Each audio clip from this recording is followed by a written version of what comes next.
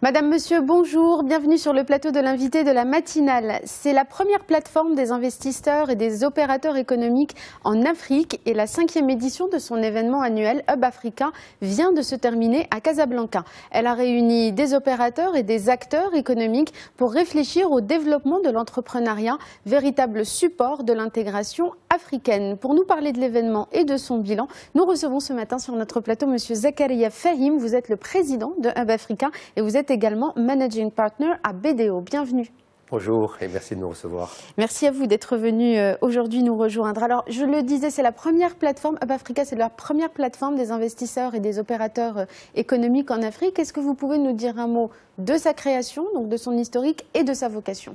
Donc effectivement, première plateforme, donc c'est notre ambition. Donc c'est un projet qui est né effectivement il y a 5 ans, d'abord sous forme, on va dire, d'événements annuels pour fêter les entrepreneurs, parce qu'on s'est rendu compte qu'on ne fait rien pour les entrepreneurs, notamment notre cœur aujourd'hui on va dire business, c'est les startups, les TPE et les PME, pour leur donner envie à travers donc 2 jours de contenu, puisque nous faisons beaucoup de formations boîte à outils, comment développer son business, comment recruter, comment négocier avec son banquier, donc vraiment des formations plug and play, la possibilité aussi de se connecter, puisque on va leur permettre de rencontrer des entrepreneurs qui peuvent les inspirer, de rencontrer des politiques qui vont aussi, auxquels on peut faire passer des messages.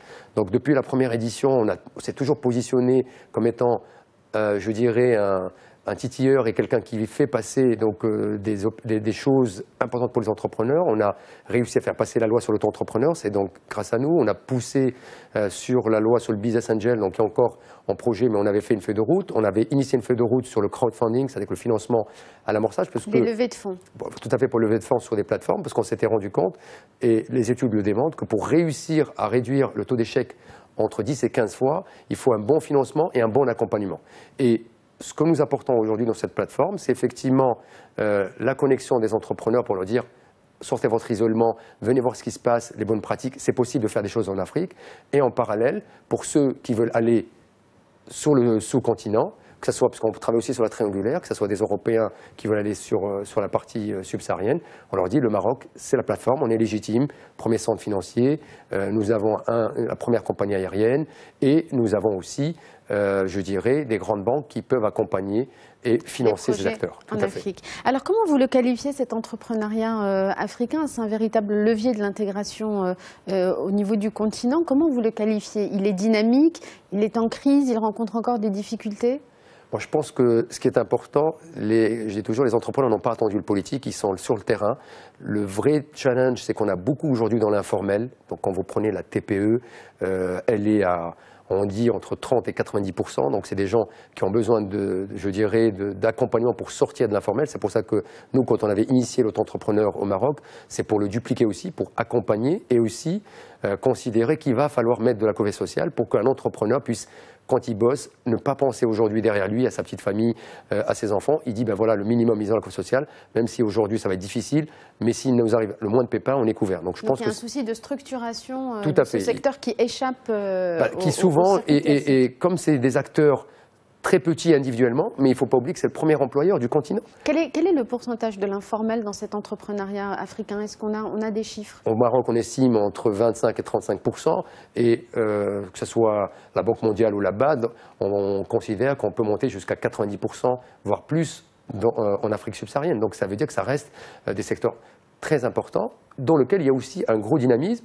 Donc nous, qu'est-ce qu'on dit aujourd'hui? Il faut essayer de prendre le plus en amont donc, ces entrepreneurs pour leur donner envie de rester dans le formel. C'est pour ça qu'il faut des véhicules comme l'auto-entrepreneur ou c'est l'antichambre des entrepreneurs. Et puis derrière, avoir le financement pour qu'ils puissent monter en charge. Donc c'est pour ça nous, aujourd'hui, on fait appel pour dire qu'aujourd'hui, tous ces gens qui ont réussi, on considère que ce qu'a fait aujourd'hui un gars comme Bill Gates, nous avons plus de millionnaires en dollars aujourd'hui en Afrique que dans tous les continents. La proportion est de 125%, alors qu'ailleurs, elle est de 70%. C'est déjà important, mais on est à 125% de taux d'augmentation. Donc, des gens qui ont beaucoup d'argent, et en dollars, on commence à en avoir beaucoup, même dans notre pays.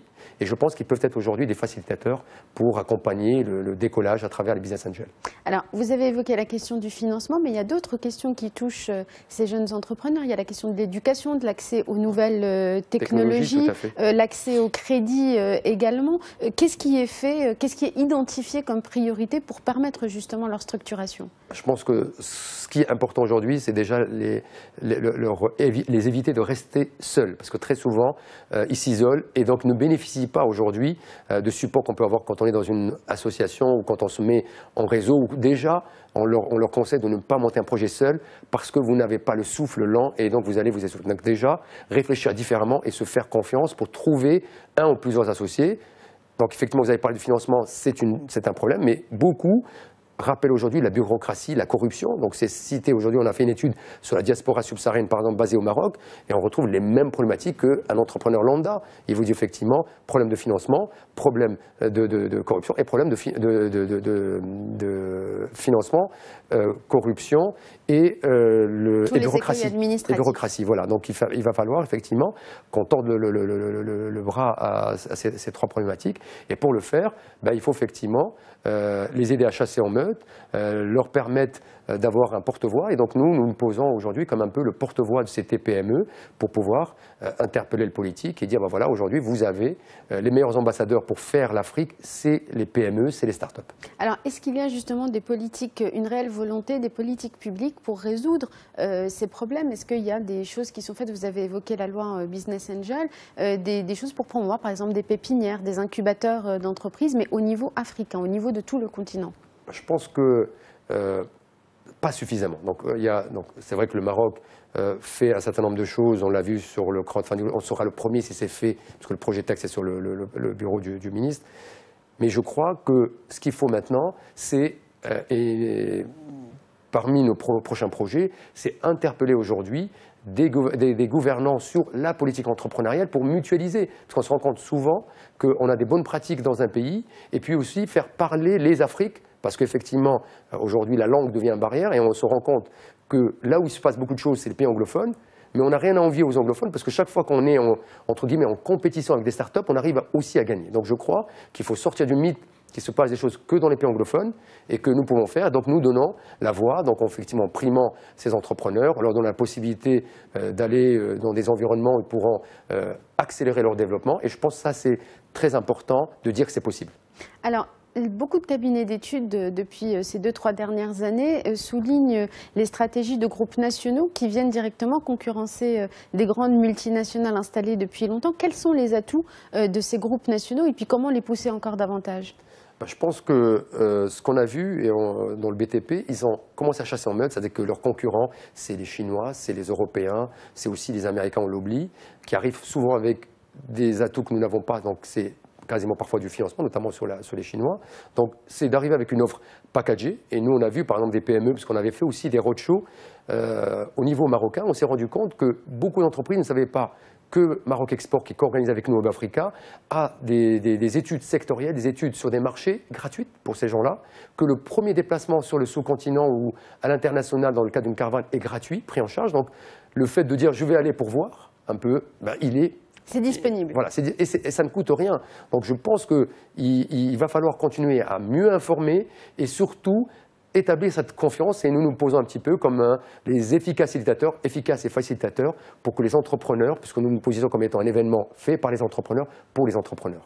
Dernière question, Monsieur Fahim, parce qu'on arrive à la fin de cet entretien. Les secteurs porteurs, cette rencontre a été l'occasion donc de mettre en réseau et en contact plusieurs entrepreneurs au niveau du continent. Quels sont les secteurs les plus porteurs ou ceux dans lesquels investissent le plus ces PME ou ces startups? Je pense qu'il y a beaucoup, tout ce qui est technologique, tout ce qui est services liés à l'agrobusiness, tout ce qui est lié aujourd'hui effectivement à l'exportation de technologiques, donc notamment aux sous-traitances, et là aussi tout ce qui est lié au développement durable, parce qu'on a une belle boîte marocaine qui fait de l'efficacité énergétique, qui grâce à Hub Africa a effectivement rencontré un ministre, rencontré un partenaire et des clients. Donc c'est possible d'exporter le savoir-faire marocain. Maintenant, il faut, je dirais, sécuriser et continuer.